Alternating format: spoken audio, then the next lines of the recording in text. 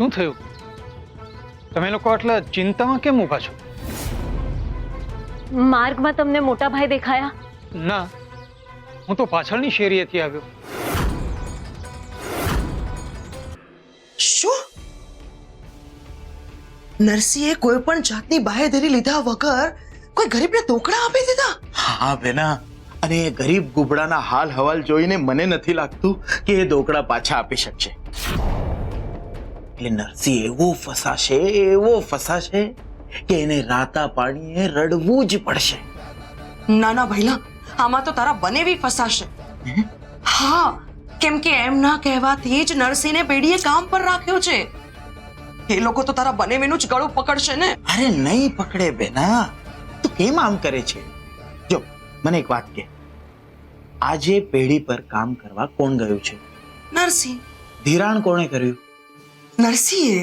તો બનેવીલાલ ફસાય કે નરસિંહ? અરે નરસિંહ જ ફસાય બેના. બનેવીલાલે તો હાથ ઊંચા કરી દેવાના એમ કહીને કે એ તો આજે પેઢીએ કામ કરવા ગયા જ નથી.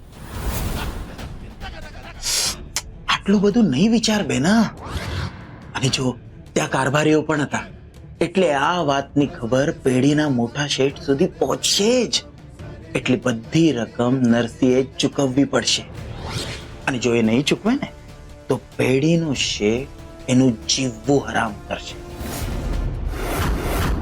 બેના, ગામમાં હું કાન ભંભેરણી કરવા જવાનો જ છું કે નરસિંહને ગામમાંથી બહાર કાઢો. એટલે આપણા માટે તો ટાઢા પાણીએ ખસ જશે. તે ટાળી. ભૈલા, જો નરસિંહને ગામમાંથી બહાર કાઢવામાં આવશે ને તો આખી જિંદગી હું તારી સેવા કરીશ. ઓહો હો હો હો, તો પછી સાચે જ આ જીવન કરશે જલસા ને ગામ ગાશે મરસિયા.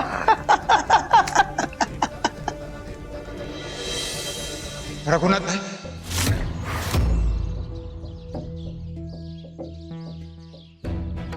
હરીને ફરિયાદ કરો ને એ ન સાંભળે એનાથી મોટી મારી મજબૂરી એક જ. બાકી તમે હરી સામે હાથ લાંબો કરો અને એ તમારો હાથ ખાલી રાખે, એ ન બને.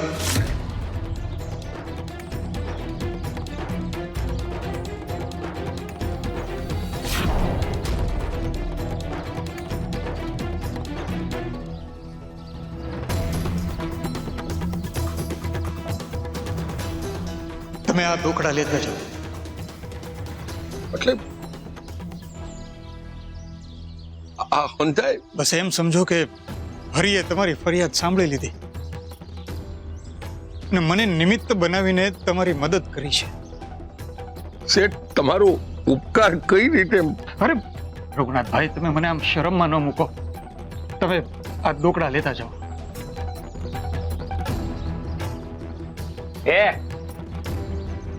એક તો આનું કાંઈ કાયમ ઠેકાણું નથી. આટલું ઓછું હોય એમ તું એને કોઈ પણ જાતની બાંયધરી વગર ઢોકળા આપી રહ્યો છે. આ પેઢીનું દેવાળું ફૂકવું છે તારે? તારામાં અક્કલ જેવું કાંઈ છે કે નહીં? કારભારી, વિશ્વાસની વાત આવે ત્યાં અક્કલ વાપરવાની તસદી ન લેવી જોઈએ. અરે ડફોળ, આપણે ઢોકળા ધીરવાનું કામ કરીએ છીએ, માળા જપવાનું નહીં કે અઠવાડિયું આમને માળા જપવા આપી દીધી. આ તમે સારું કહ્યું. આપણે એમ માની લઈએ કે મેં આમને જપવા માટે માળા આપી છે, પણ અઠવાડિયું રહીને એ માળા પાછી આપી જશે. તને તો ઢોકળા પાછા ના આપવા આવ્યો તો આવશે. મને આમના ઉપર વિશ્વાસ છે, એટલે જ તો હું આમને પૂછી નથી રહ્યો કે ઢોકળા પાછા આપવા આવશો.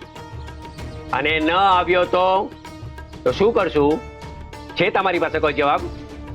જવાબ તો છે,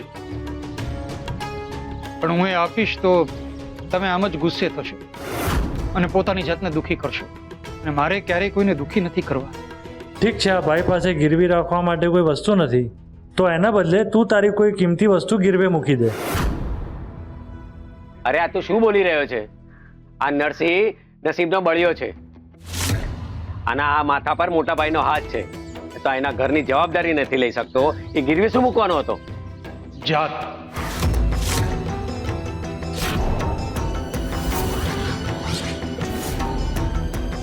હું મારી જાત ગીરવે મૂકું છું. જ્યાં સુધી રઘુનાથભાઈ ધિરાણના દોખડા પાછા ન આપી જાય ત્યાં સુધી મારી જાત આ પેઢીને સમર્પિત છે.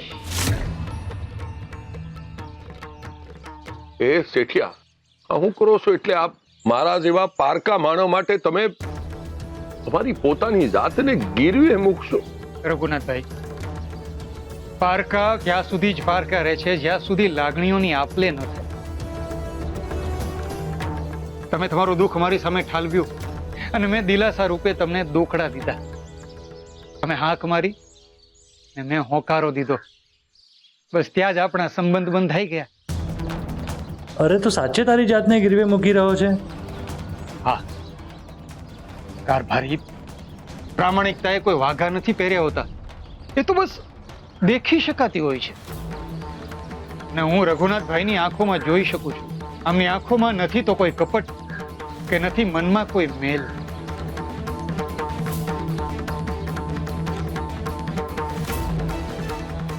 ઠીક છે, તારે કૂવામાં પડવું જોઈએ તો અમે તને નહીં રોકીએ.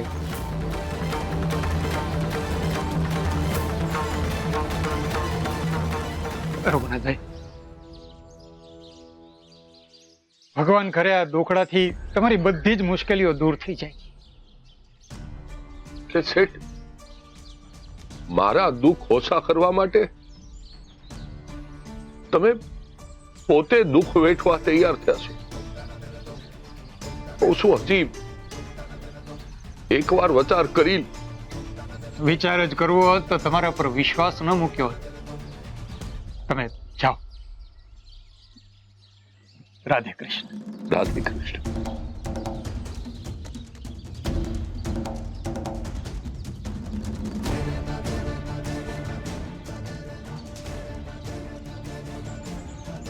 તો ચાલ, હવે હું કહું ત્યાં સહીઓ કરવા લાગ.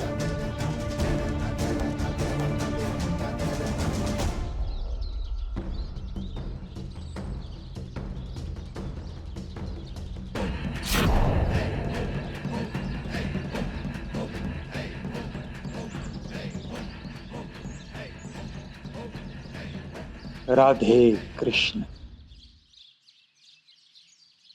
વૃક્ષ ક્યારેય સ્વયંને છાયા નથી આપતું. નરસિંહનું પણ એવું જ છે. એ હંમેશા પારકાને છાયા આપે છે અને પોતે તડકો સહન કરે છે. નરસિંહ જેવી વ્યક્તિ પોતાની પાસે જે સિલક હોય એનાથી સામી વ્યક્તિને મદદ કરી એમનું દુઃખ હળવું કરે છે. પછી એ મદદ આર્થિક હોય, શારીરિક હોય કે પછી માનસિક, એ પરિણામની ચિંતા ક્યારેય નથી કરતો. મને નથી લાગતું કે નરસિંહ આ કસોટી પાર કરી શકશે, કારણ કે એને તો સ્વયંની જાતને દાવ પર લગાડી દીધી છે. ઈશ્વર માટે તો દરેક જીવ સરખા, હે ને? હા, અહીં એ જ ઈશ્વરના જીવ માટે નરસિંહે પોતાની જાતને દાવ પર મૂકીને પુણ્ય ઉપાર્જિત કર્યું છે. ઈશ્વર માટે તો આ પણ એક પ્રકારની ભક્તિ છે રાધે, કે કોઈ પરજીવને મદદ કરે.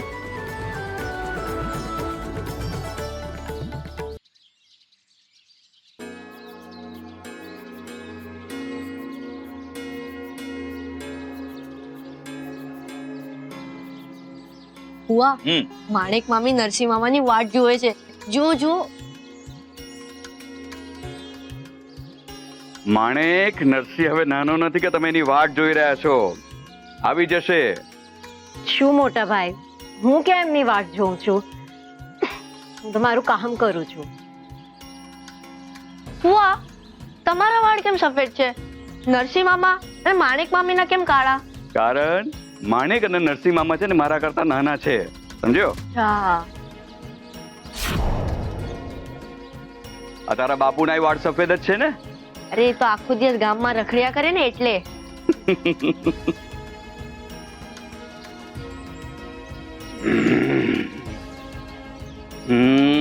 માણેક મામી આ સાંભળશે ને તો તને મારશે.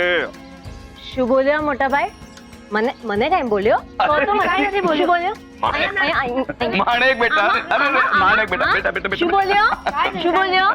નથી મોટા ભાઈ શું બોલ્યો? કહો તો મને. ઘરમાં કોઈ છે કે? આવો આવો કારભારી, ઘર સુધી આવવાનું થયું? તમારા ભાઈએ કામ જ દંગદાડા વગરના કર્યા છે તો આવું જ પડે ને. વિગતવાર કહેશો કે શું થયું છે? અરે તમારો ભાઈ નરસિંહ દાસ પેઢીનું દેવાળું કાઢવા બેઠો છે.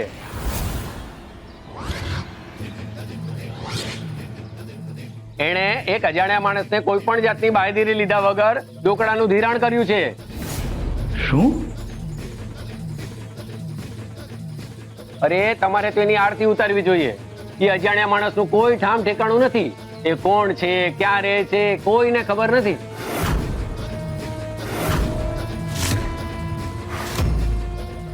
ઉપરથી નરસિંહને ઓલા અજાણ્યા માણસ હાટુ પોતાની કિંમતી વસ્તુ ગીરવે મૂકવા કીધી હતી ને, તો એણે પોતાની જાત ગીરવે મૂકી દીધી.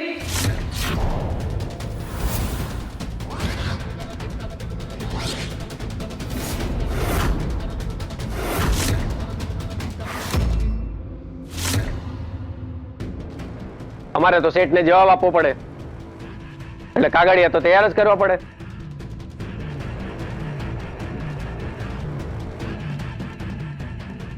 ભલે ને પછી તમારા ભાઈની કિંમત કાણી કોડીની ન હોય. અરે ભાઈ, આણી કોડીની કિંમત નરસિંહ કરતા બમણી કહેવાય. શું વાત કરે છે? તો નરસિંહની કિંમત કેટલી હશે? આ બંસીધરભાઈ, તમારા ભાઈની જાતની કિંમત કેટલી?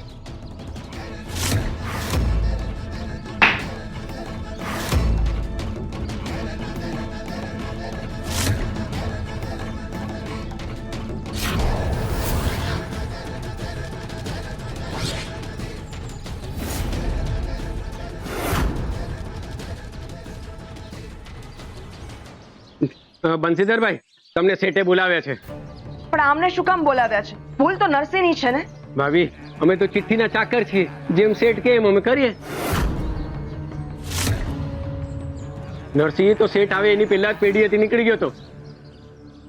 તો એ હજી સુધી આવ્યા કેમ નહીં? તો એને ગોતો અને શેઠ પાસે લઈ જાઓ. આમને લઈ જવાની શી જરૂર છે? કારણ કે પેઢીએ બંસીધરભાઈ બેસે છે અને જ્યારે નરસિંહ પેઢીએ કામ કરવા આવ્યો ત્યારે એની જવાબદારી બંસીધરભાઈ લીધેલી. હા તો શું થયું? ભાભી, અમારે કોઈ લપ નથી કરવી. બંસીધરભાઈ, તમે હમણાં ને હમણાં પેઢીએ હાલો, નહીં તો વાત દરબાર સુધી પહોંચી જાય.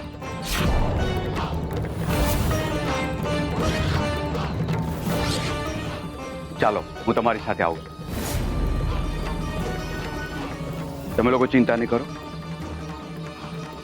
હું ઝટ આવી જઈશ. ચાલો.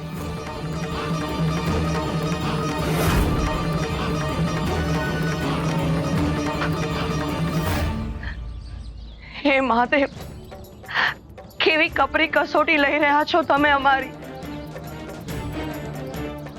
આ નરસિંહ ભાઈ છે કે દુશ્મન? જ્યારે હોય ત્યારે એના કારણે આ મુસીબતમાં મુકાઈ જાય છે. ભાભી, પણ તું તો તારા ધણીનું ઉપરાણું લેતી જ નહીં, મૂંગી જ રહે છે. તું પણ આ ઘર માટે અપશુકન્યા છે.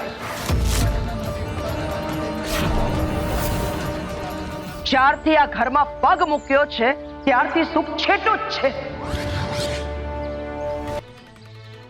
રાધે કૃષ્ણ, રાધે કૃષ્ણ, રાધે કૃષ્ણ.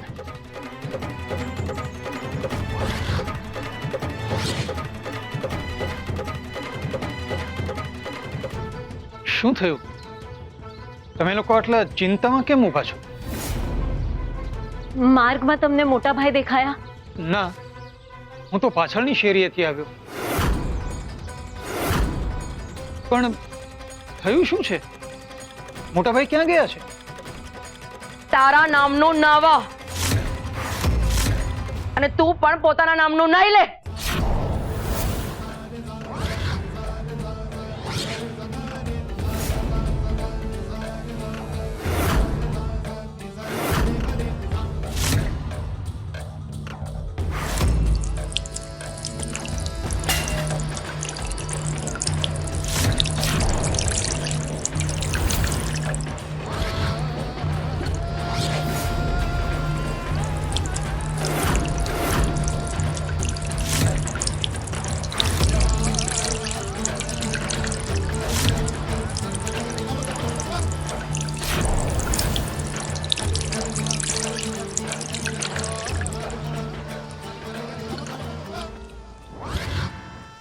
આ ત્રિકમદાસ શેઠ વર્ષોથી આ કામમાં આવ્યા નથી. એટલે મારે તો સમજો ને કે પાંચે આંગળી ઘીમાં હો.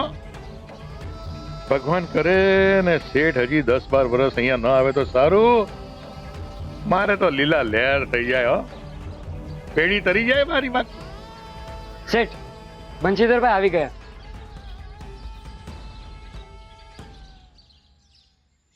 જય હાટકેશ. જય હાટકેશ બાપા. ભજનલાલ શેઠ, નરસિંહ વતી હું તમારી માફી માંગુ છું. તારા માફી માંગવાથી નરસિંહ કરેલો ગોટાળો મટી જશે. તારા ભાઈમાં એટલી અક્કલ નથી કે અજાણ્યા માણસને એક કિંમતી વસ્તુ ગીરવે લીધા વગર આટલી બધા ઢોકળા આપી દેવાના. તમને શું લાગે છે? હા, તમને શું લાગે છે મેં આ ધર્મશાળા ખોલી નાખી છે? મારે શેઠને શું જવાબ આપવો? શેઠ એને આ લોકોએ બહુ સમજાવ્યો, પણ માને તો ને ઉપરથી આ લોકોને ધમકાવા લાગ્યો કે ભજનલાલ શેઠ હારે હું વાત કરી લઈશ. જો આ ત્રિકમદાસ શેઠે મારા પર ભરોસો રાખીને આ પેઢીનો કારભાર મને સોંપ્યો છે. કેટલા વર્ષો થઈ ગયા, પણ આટલા વર્ષોમાં ક્યારે પણ એક 100 જેટલો પણ ગોટાળો જોયો જ તમે? પણ જ્યારથી આ નરસિંહ પેઢી આવીને બેસવા માંડ્યો છે ત્યારથી ગોટાળો ચાલુ થઈ ગયો છે. આ જુઓ બતાવું. જેટલી વાર નરસિંહ પેઢીએ કામ કરવા આવ્યો છે ને એટલી વાર હિસાબમાં ગોટાળા જ કર્યા છે.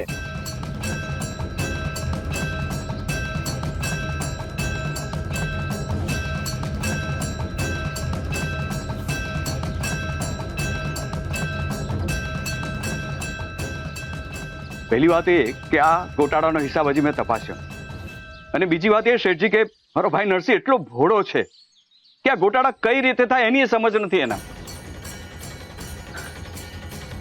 અચ્છા, એટલે આ બધી ઘાલમેલ અમે કરી છે એમ તમારું કેવું છે? ના ના ના, હું તમારા ઉપર કોઈ આરોપ નથી લગાવી રહ્યો. ફક્ત મારો ભાઈ આવું કરે છે એટલું જ કહી રહ્યો છું. જુઓ ભાઈ, કેટલાક માણસો ઉપરથી પ્રામાણિક અને સારા દેખાતા હોય પણ અંદરથી લુચ્ચા અને કપટી હોય. કદાચ એવું પણ બન્યું હોય કે પેલો અજાણ્યો માણસ નરસિંહ જોડે મળીને આ પેઢીને લૂંટવા માંગતો હોય.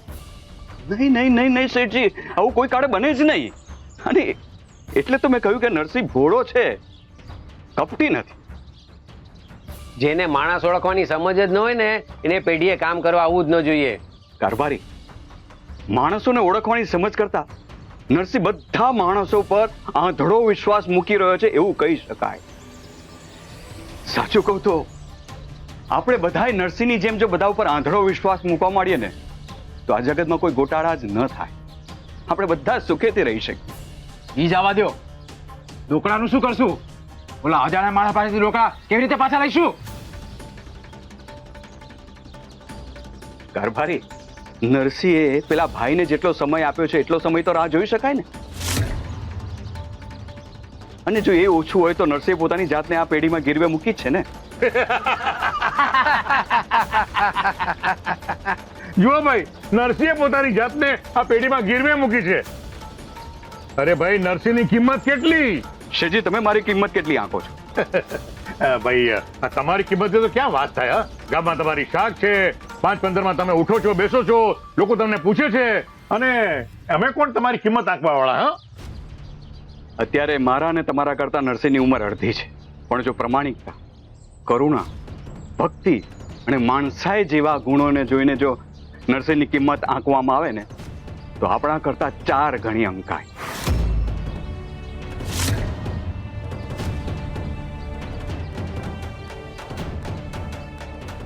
ઠીક છે, ઠીક છે.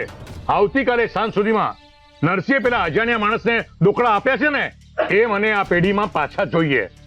ભલે, હું નરસિંહ સાથે વાત કરીશ. અને હા, આ પાછલા હિસાબના ગોટાળાનો તાળો નથી મળતો ને એ ઢોકળા પણ નરસિંહે ભરપાઈ કરી આપવા પડશે. એ વિશે તો હું તપાસ કરીશ, પછી જ કહી શકીશ ને. એટલે કારભારી, આ બધો હિસાબ બંશીધર શેઠને બતાવી દેજો. હા, જય હાટકેશ. જય હાટકેશ. જય હાટકેશ.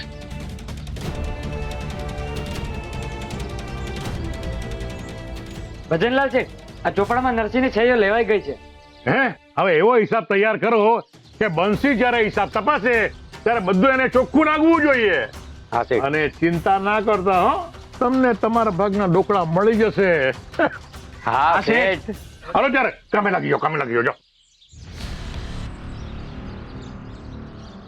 આ પાછલા હિસાબનો ગોટાળો એ નરસિંહના માથે નાખી દીધો છે એ સારું કર્યું હો. એટલે હવે દોકડા ઘર ભેગા અને નરસિંહ ફસાઈ જશે.